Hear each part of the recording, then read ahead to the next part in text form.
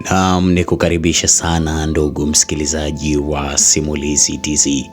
Huu ni mwendelezo wa sehemu ya 3 ya simulizi yako nzuri, simulizi inayokwenda kwa jina la Utamu wa Shemeji. Tumeona katika sehemu ya 2 Diana, Anna pamoja na George wakiendelea kuishi kwa amani na furaha. Lakini sasa Diana akiwa yupo katika wakati mgumu, lakini vile Anna naye ambaye ni mke wa George amepata mwaliko na bosi wake, na baada ya kwenda kwenye mwaliko, bosi wake ameonekana akimweleza mambo ambayo ni kama kikwazo katika familia yake na upendo wake juu yake yeye na mume wake. Lakini tunamwona bwana George akiingia katika mtego wa Diana baada ya kuitwa sebureni na kutoka nje, lakini akiwa haelewi lipi afanye, aende chumbani kwa Diana ama arudi kwa mke wake ili asije akafumaniwa.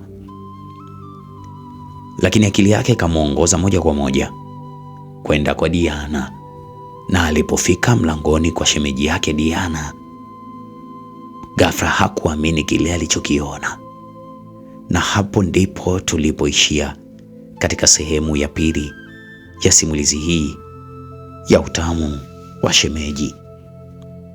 Mimi langu jina ni Mr. A Romantic. Tusonge pamoja katika sehemu hii ya 3. Basi George hakuamini alichokiona. Baada ya kushika tu kitasa, alishtuka, na alivyoshtuka alikuta kumepambazuka. Kumbe alikuwa kwenye ndoto bwana. Aisee, alibaki akiweweseka. Hii ni nini? Inakuwaje? Ina maana Diana nimemweka kichwani mwangu? Alijisemea na nafsi yake. Mbona sasa inataka kuwa hatari hivi? Jamani, hii si hatari. Basi alinyanyuka kwa haraka na kujiandaa kwenda kazini. Na baada ya kujiandaa, alitoka sebureni huku Anna naye akimalizia kujiandaa. Kisha wote wakatoka. Anna alimsogelea mume wake na kumweka tai yake vizuri. Kisha Diana akawakaribisha.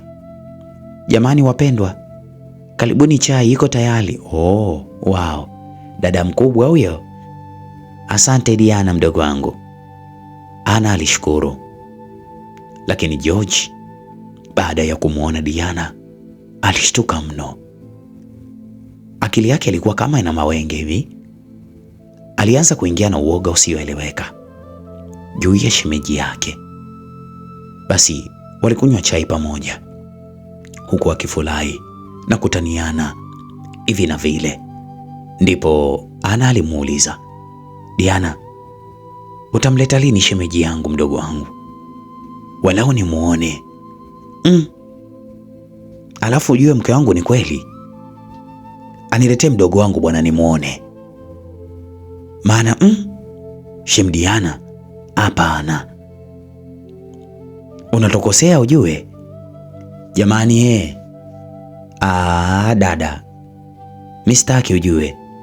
Naona mmeniandama kweli mtu na mke wake. Yaani mmeniamulia kabisa. Eti au sio? Mmeniamulia wenyewe.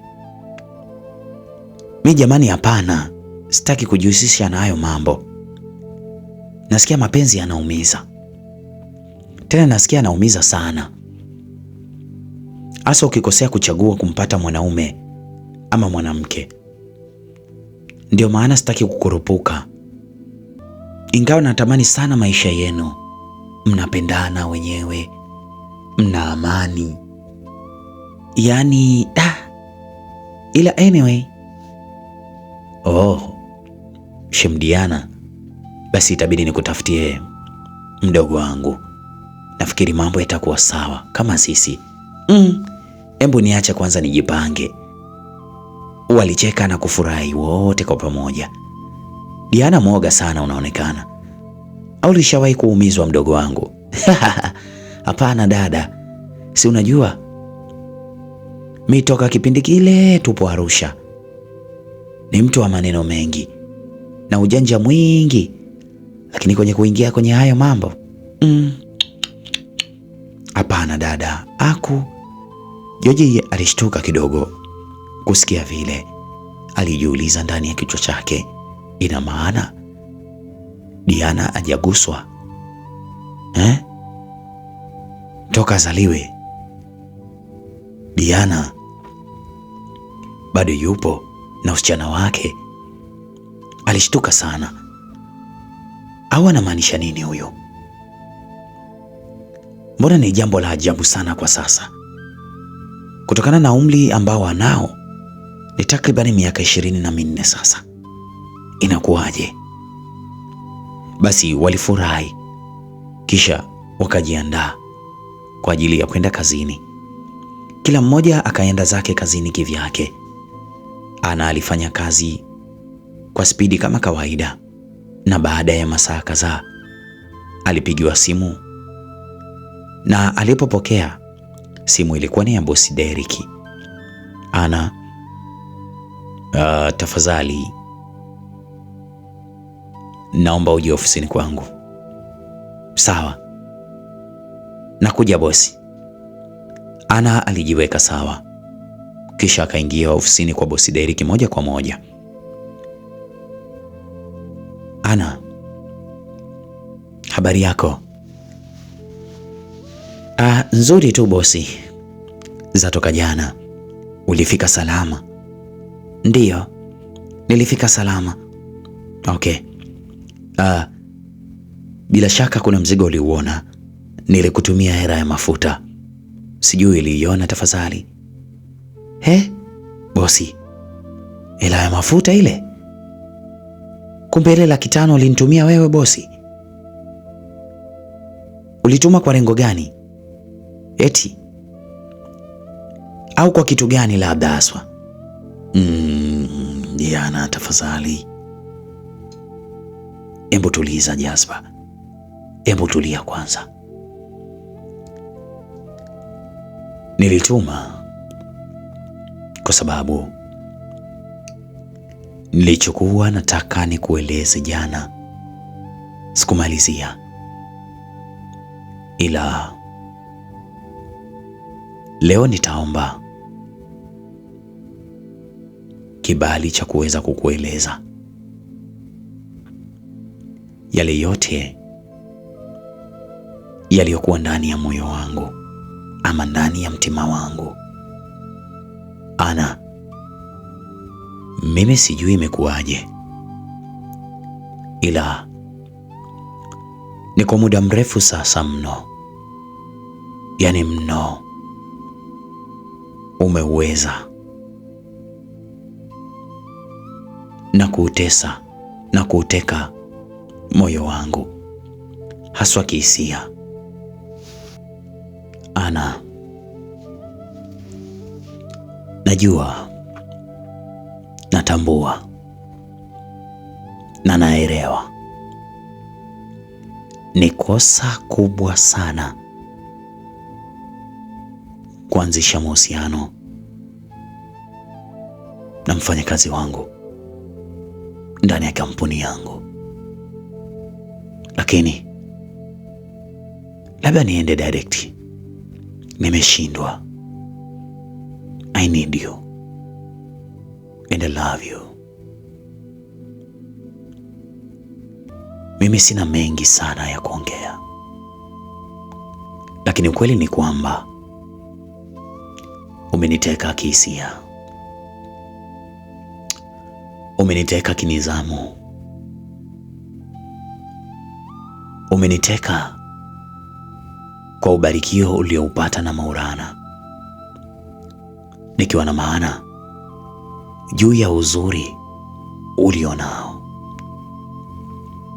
Hakika mimi ninakupenda.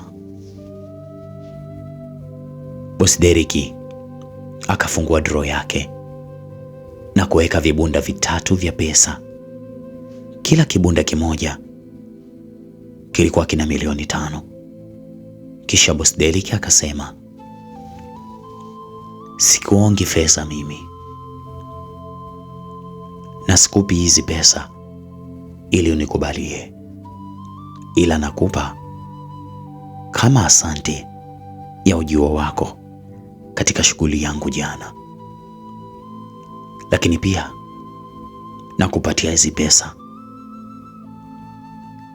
kwa kunipa kibali cha kuweza kuzungumza na wewe siku hii ya leo. Lakini pia kama haitoshi, ni faini ya kile kilichotokea jana cha mimi kucheza na wewe bila mumeo kukuruhusu.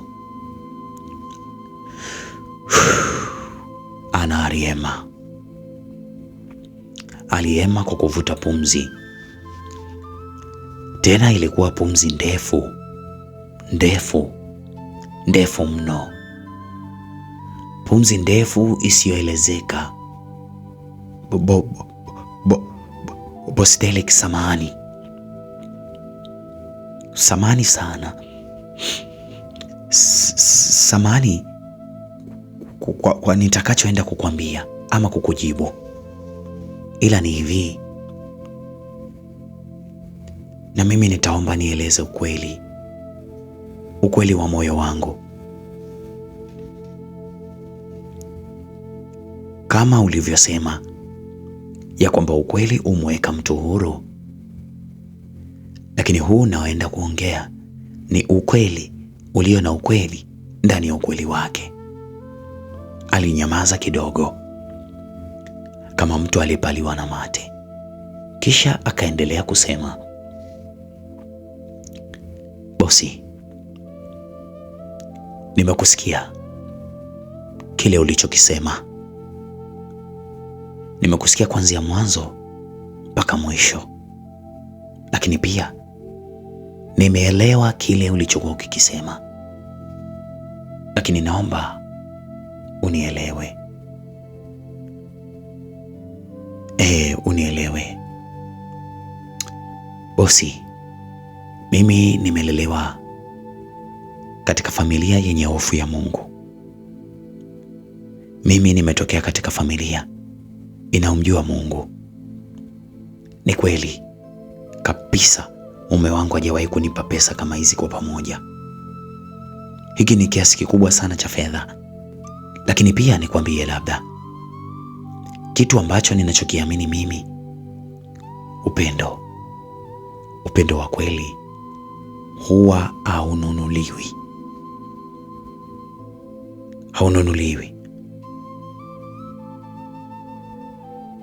Sasa bosi, kwa hichi unachotaka kukifanya ni sawasawa na kutaka kuinunua thamani yangu, moyo wangu, hisia zangu na hata upendo wangu. Hapo nitakuwa na udhulumu moyo wangu, nitakuwa na usaliti moyo wangu. Bosi, tafadhali, mimi sio wa hivyo. Tafadhali na kuheshimu, mimi ni mke wa mtu na ninayejivunia kuwa na mume aina ya mume wangu. Amenitoa mbali, nimefunga naye ndoa takatifu. Ana samani, sijakwambia kwa ubaya. Nimejaribu kueleza hisia zangu juu yako. Unajua, upendo wa kweli huwa hauchagui dini, hauchagui umri, hauchagui jinsia, na wala hauna mipaka. Na hivyo ndivyo ilivyonitokea mimi. Upendo wangu umedondokea kwako. Najua ya kwamba una mwanaume, lakini kwa sasa huo ndio ukweli. nakupenda. Nakupenda. Tafadhali, kama utojali, naomba nikupe muda ili uweze kulifikiria hilo. Boss Derek alionyesha wazi kuwa ana hisia za dhati, tena zilizotoka ndani ya vilindi vya moyo. Ingawa Hana alionyesha msimamo wake, hukuamini kile anachokiamini, ya kwamba yeye ni mke wa mtu na atishiwe kwa pesa, kwani thamani ya upendo wa kweli anaijua na hainunuliwi. Hivyo aliamua kukomaa na kushikilia pale pale anapopaamini. Kisha Hana alitoka ndani na kuelekea moja kwa moja kwenye ofisi yake. Alifika akiwa anahema kwa kuhamaki, huku akifikiria kile kilichotokea kule ndani. Hapana, nimesema hapana, haiwezekani. Mimi si wa kununuliwa kwa pesa. Mimi siko hivyo. Mimi siko hivyo. Mungu wangu, Mungu nisimamie, nipiganie, nipambanie. Nampenda mume wangu na nitatunza kiapo changu. Basi ndipo simu yake ikaita. Alipojaribu kuitazama, alikuwa ni mumewe George. Hello my love. Yes my hubby. Pole na majukumu mrembo wangu. Naongela kwa kupambana. Nawe pia baby. Nimekumisi my dear. Nikaona walau nipate wasaa wa kukucheki kipenzi changu, maana nilitamani walau nikupigie video call ili niweze kukuona kasura kako kadogodogo, kaupole, tabasamu lako mwanana, huku na nywele zako za singasinga ulizoziweka vizuri, lipsi zako malizawa. Hakika kipenzi, nimekumisi. But sorry mami, nimekumisi mno kipenzi changu, yaani mno, sijui hata nieleze vipi. Oh baby, nami pia nimekumisi mume wangu. But uko sawa? Yes baby, I'm good. Okay. Alafu samahani mke wangu, sijui utakuwa na akiba kama ya $100,000 hapo.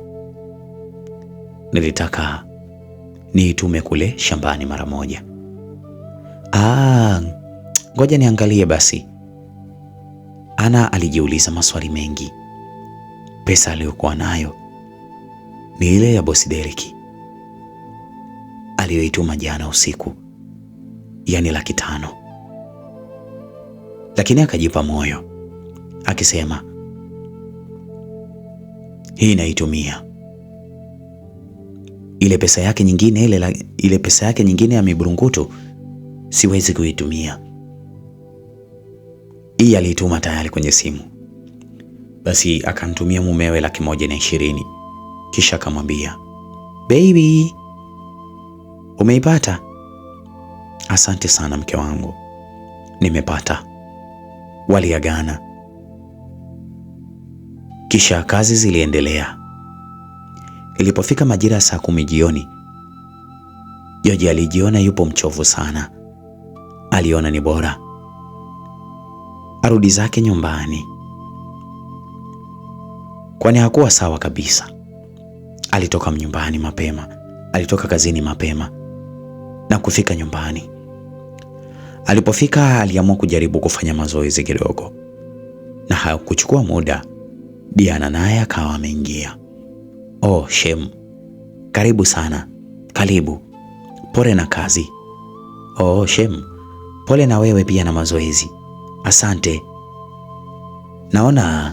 Naona leo umeamua kuwahi mapema tu. Si unajua sikuwa sawa, hivyo nikaona niwahi kidogo kwa ajili ya kujinyosha nyosha. Haya, sawa, ila mimi mwenyewe sipo sawa. Vipi shemu, nitaruhusiwa na mimi kuingia kwenye mazoezi? Shemu, kweli? Ya, basi sawa, karibu. Diana aliingia chumbani kwake na kujiandaa kwa ajili ya mazoezi, kisha akarudi. Basi akiwa amevaa track yake kwa ajili ya mazoezi, walifanya mazoezi kwa dakika kama 5 hivi. Kisha likaja zoezi ambalo George alimbeba Diana, yani shemeji yake, kisha akawa anamzungusha kitaratibu. Baada ya zoezi hilo, George akalala chali na kukunja miguu yake, kisha Diana akakaa juu ya magoti. George akawa anakunja na kukunjua, anakunja na kukunjua, yani alikuwa anakunja na kukunjua miguu. Ndipo baada ya uzito kidogo, Diana akadondokea kifuani kwa George. Oh, sorry. George hakika safari hii alishtuka mno. Alihisi kama kuna vitu vinamchoma kifuani, kumbe ilikuwa ni sehemu ya kifua cha Diana, kwani kilikuwa kimechongoka misri ya misumari ya zege. Tena misumari isiyopinda wala kufanyeje. Basi ndipo akanyanyuka kwa haraka, kisha Diana akasimama kwa pembeni, wakaendelea na mazoezi. Baada ya Diana kulala kifudifudi, kisha George akaja kwa juu kwa kumnyosha mgongo Diana.